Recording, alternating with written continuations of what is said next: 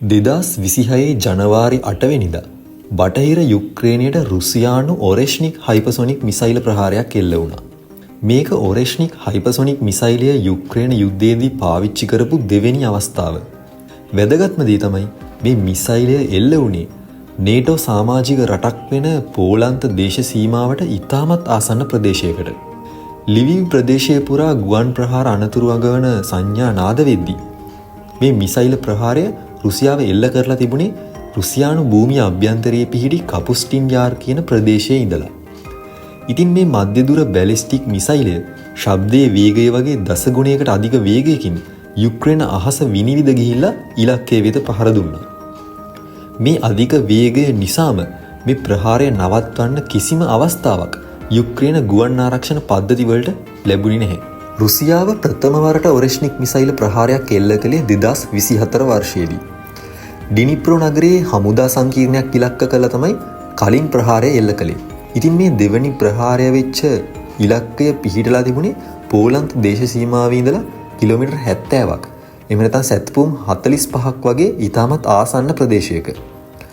ඔරෙෂ්නික් කියන මිසයිල් එක වඩා විශාල ස්කැන්ඩර් මිසයිල් එකක්වත් දිගු පරාසයක් තියෙන කින්සාල් මිසයිල් එකක්වත් නෙමෙයි. ඒක සම්පූර්ණයෙන්ම වෙනස් සැලසුමකට අනුව නිර්මාණය වෙච්ච අවියක්. RS-26 රූබෙෂ් මිසයිලය මත පදනම් වෙච්ච මේ මිසයිලය අදියර දෙකකින් යුත් ඝන ඉන්ධන මධ්‍යදුර බැලිස්ටික් මිසයිලයක් වෙනවා වගේම කිලෝමීටර් 600 ඉඳලා කිලෝමීටර් 5500ක් ඉක්මවන දුරක් ආවරණය කරන්න මේ මිසයිලයට පුළුවන්. රුසියාවේදී හෝ බෙලරුස් භූමියේ ඉඳලා දියත් කළහොත් යුක්‍රේනයේ ඕනෑම සැපයුම් මධ්‍යස්ථානයකට පහර දෙන්න මේ මිසයිලය භාවිතා කරන්න පුළුවන්.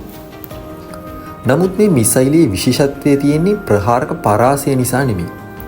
මේ මිසයිලයේ විශේෂ වෙන්නේ මේ මිසයිලය පැමිණෙන වේගය සහ ප්‍රහාරය එල්ල වෙන ආකාරය අනුව.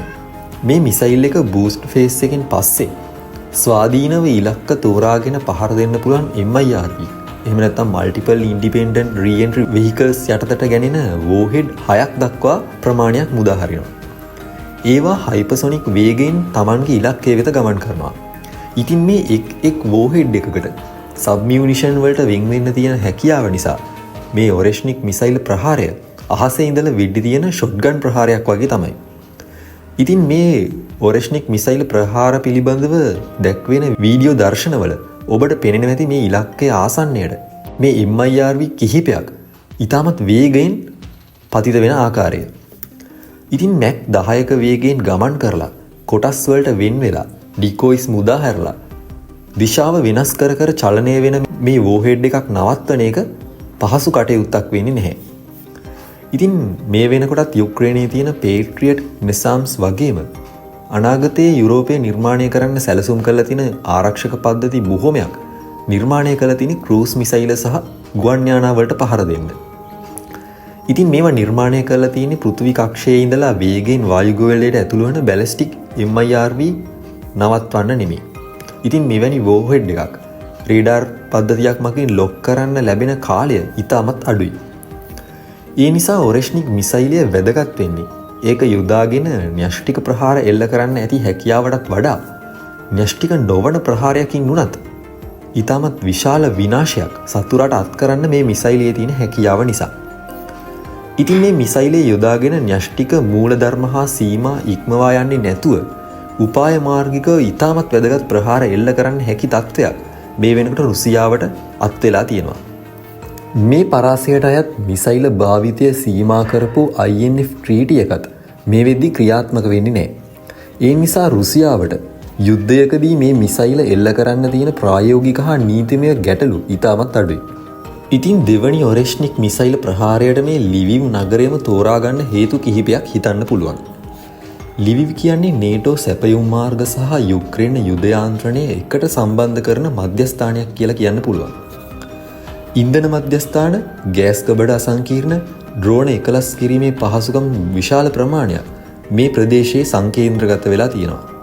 ඉතින් ලිවිව් වලට පහර දුන්නොත් යුක්‍රේනයට විදුලිය පමණක් නෙමෙයි සම්පූර්ණ යුද යාන්ත්‍රණය සහ සැපයුම් ජාලා බිඳවට්ටන්න රුසියාවට හැකියාව තියෙනවා.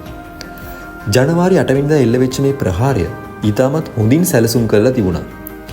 මුලින්ම ඩ්‍රෝන 100 ගණනක් ලිවිව් ආශ්‍රිත ප්‍රදේශයට ඇතුල් වෙලා රේඩාර් පද්ධති අධික ලෙස කාර්යබහුල කළා. ඉන් අනතුරුව මේ ඩ්‍රෝන බිම හෙලීම සඳහා යුක්‍රේනයේ ගුවන් ආරක්ෂක පද්ධති ක්‍රියාත්මක වුණා. ඉතින් මේ කුඩා ඩ්‍රෝන බිම හෙලීම සඳහා ගුවන් ආරක්ෂණ පද්ධති මිසයිල විශාල වශයෙන් යොදා ගනිද්දී රුසියාව ක්‍රූස් මිසයිල ප්‍රහාර කිහිපයකුත් එල්ල කළා.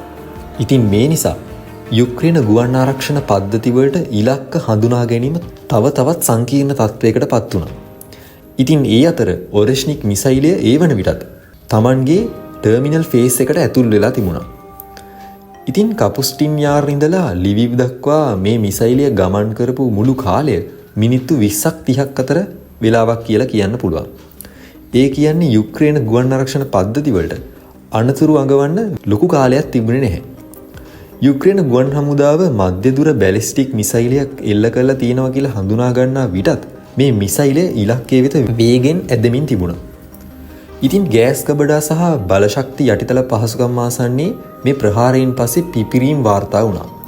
ඒ වෙනකොට යුක්‍රේනයේ තිබිච්ච දැඩි හිමකුණාටු තත්ත්වයේ හේතුවෙන් ගිනි නිවීම සහ සහන කටයුතු බරපතල ලෙස අපහසු වුණා.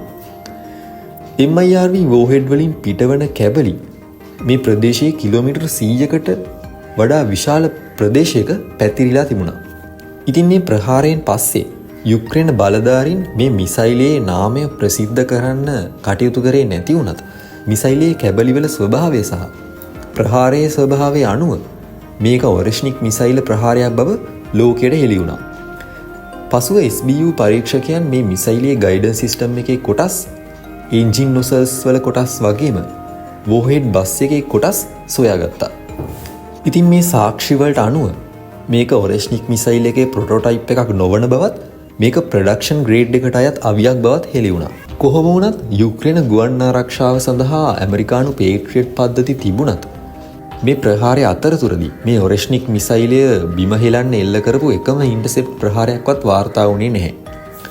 නේටෝ නිලධාරීන් මේ ප්‍රහාරය දැඩි ලෙස හෙලා දැක්වුවා. විශේෂයෙන්ම මේ ප්‍රහාරය නේටෝ සමාජික පෝලන්ත දේශ සීමාවට ආසන්න ප්‍රදේශයකට එල්ලවීම ඒකට හේතුවක් වුණා.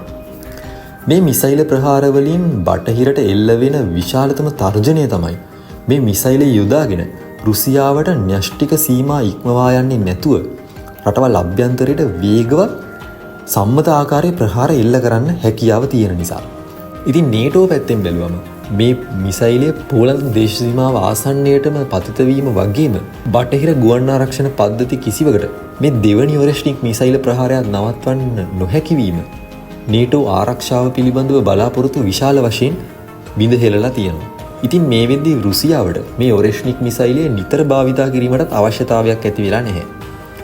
ඉතින් මේ මිසයිලය තිබීම පමණකින්ම මේ මිසයිලය මගින් ඕනෑම වෙලාවක පහර දෙන්න පුළුවන් කියන තර්ජනය රුසියාව තමන්ගේ සතුරු රටවල් වලට එල්ල කරමින් පවතිනවා.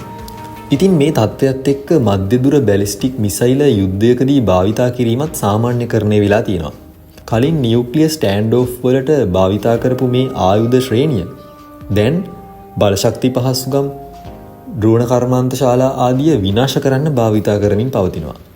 ඉතින් මේ දෙවනි ඔරෙෂ්නික් මිසයිල ප්‍රහාරය පිළිබඳව ඔබේ අදහස් පහලින් කමෙන්ට් කරන්න. මෙවැනි වීඩියෝ නරඹන්න අපගේ channel එක අදම subscribe කරලා තියාගන්න.